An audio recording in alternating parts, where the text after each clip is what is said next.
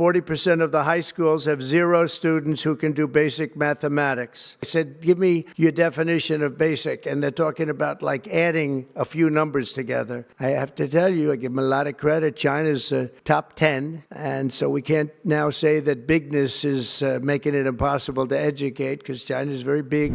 Before we begin, I just want to announce that I signed a proclamation a few moments ago honoring the 250th anniversary of Patrick Henry's famous speech to the Second Virginia Convention, in which he declared very well-known, very famous words, "Give me liberty or give me death." Has anyone heard the phrase? I think most of you have. And moments ago, I also signed an executive order to dramatically increase production of critical minerals and rare earths. It's a big thing in this country, and as you know, we're also signing agreements in various locations to unlock rare earths and minerals and lots of other things all over the world, but in particular Ukraine. We're doing very well with regard to Ukraine and Russia, and one of the things we are doing is signing a deal very shortly with respect to rare earths with Ukraine, which they have tremendous value in rare earth, and we appreciate that. And we spoke yesterday with, as you know, President Putin and President Zelensky, and we would love to see that come to an end, and I think we're doing pretty well in that regard. So hopefully we can save thousands of people a week from dying. That's what it's all about. They're dying so unnecessarily, and I believe we'll get it done. We'll see what happens, but I believe we'll get it done. Today we take a very historic action that was 45 years in the making. In a few moments, I will sign an executive order to begin eliminating the Federal Department of Education once and for all.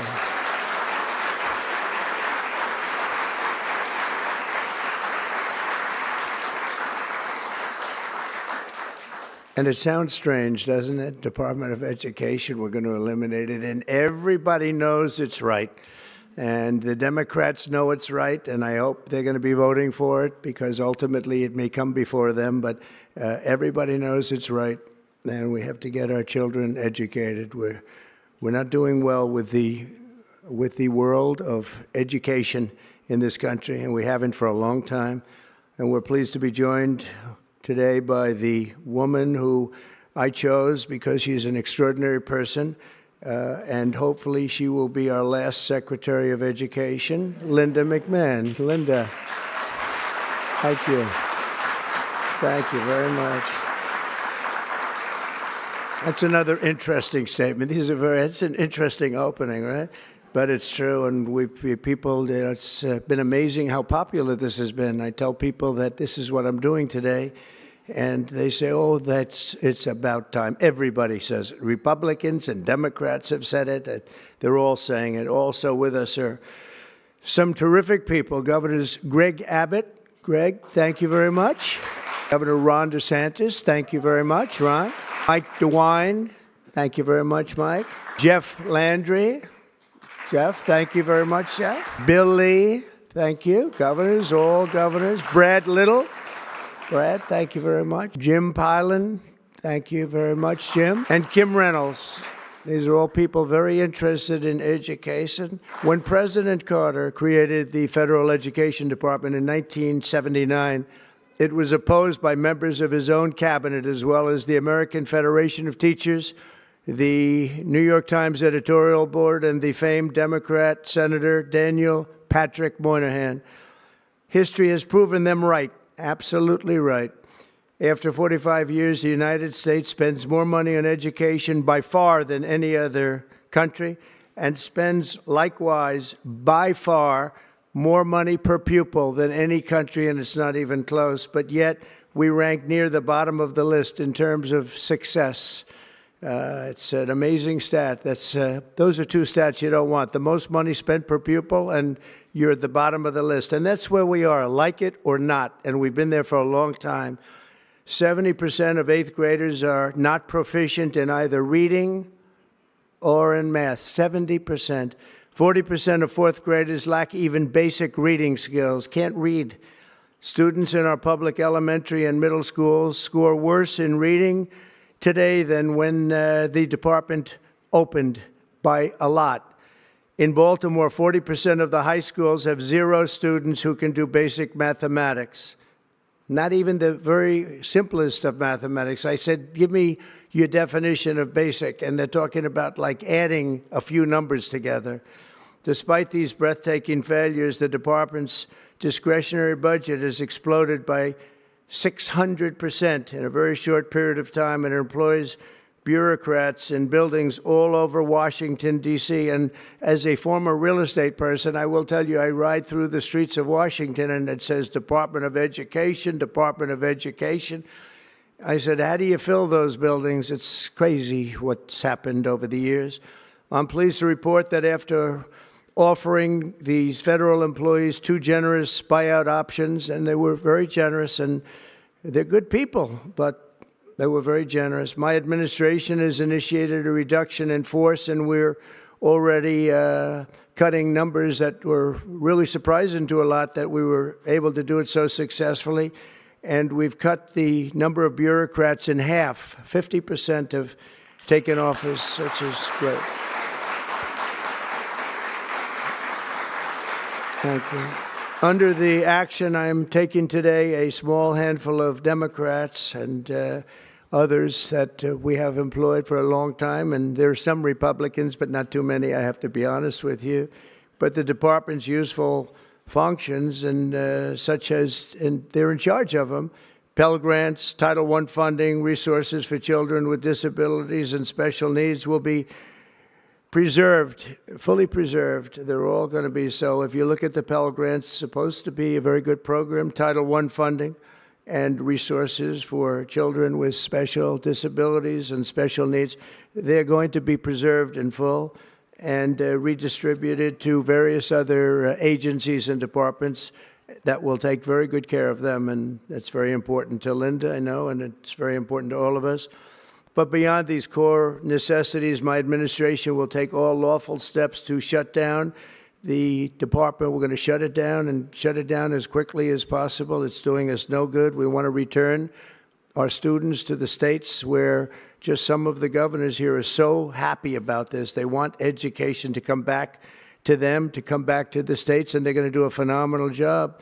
You know, if you look, Denmark, Norway, Sweden, I have to tell you, I give them a lot of credit. China's top 10. And so we can't now say that bigness is making it impossible to educate, because China is very big. But you have countries that do a very good job in education. And I really believe, like some of the governors here today, from states that run very, very well, including a big state like Texas, but states that run very well are going to have education that will be as good as Norway, Denmark, Sweden, and those top, Finland, those top countries that do so well with education. I think they'll do every bit as well. And what do you think about that, Governor? Do you agree? I think so. Ron, do you agree? I think so. Florida? Iowa? That's right. I really believe that. They'll be as good as any of them. And then you'll have some laggards, and we'll work with them. And we can all tell you who the laggards will be right now, probably, but let's not get into that. But we'll work with them, and we're going to make them, they'll do a job. I think they'll do a job, and they'll go to sections of the state. For instance, New York, you'll have a Manhattan, and you'll have a Suffolk County, and you'll have a Nassau County, and you'll have Westchester County. You'll do 4 or 5 or 6 of them. You have upstate New York, and those counties, I think, are going to do very well. And I think ultimately Manhattan should do very well. But we'll break it down into sections, and I think it'll be really, really good. And they're going to be probably the tougher ones, but I think they have a chance to do really well. But we're going to be returning education very simply back to the states where it belongs. And this is a very popular thing to do, but much more importantly, it's a common sense thing to do, and it's going to work. Absolutely, it's going to work. And I can tell you from dealing with the governors and others in the state, they want it so badly. They want to take their children back and really teach their children individually. Probably the cost will be half, and the education will be maybe many, many times better. So we look forward to this. I want to just make one little personal statement. Teachers to me are among the most important people in this country. And we're going to take care of our teachers. And I don't care if they're in the union or not in the union. That doesn't matter. But we're going to take care of our teachers. And I believe the states will take actually better care of them than they are taken care of right now. They'll work all sorts of systems and even merit systems. Those great teachers are going to be maybe a little bit better rewarded, or maybe that's the way it should be, but the states are going to make that decision. But we're going to love and cherish our teachers along with our children, and they're going to work with the parents, and they're going to work with everybody else, and it's going to be an amazing thing to watch, and it's really going to be something special. And Linda, you're presiding over something that's so important, and you're going to do a fantastic job, just like you have your whole life. I know your whole life I've been watching you. I've been watching you for a long time. She's had nothing but success. So it's tremendous to have you, and hopefully you won't be there too long, but we're going to find something else for you, Linda, okay? So this will conclude what we are talking about with respect to our most cherished group of people, and that's our children. We want to have our children well educated. We want them to love going to school. We have examples of it. Look at those beautiful, bright-eyed faces. They are so smart. They're so smart. And with that, I'm going to come down, and we're going to sign a very important document, and we're going to be on our way. People have wanted to do this for many, many years, for many, many decades. And I don't know, no president ever got around to doing it, but I'm getting around to doing it. So thank you very much.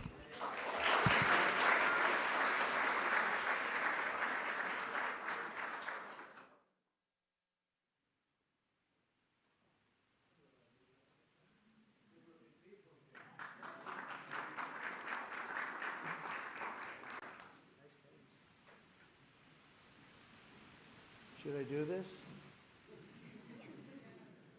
Should I do it? Yeah? Okay. I think so. We have pens for you too, special pens.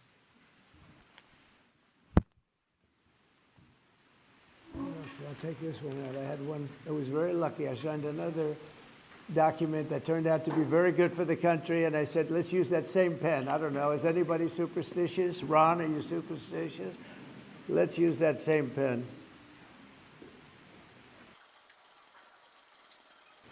Okay.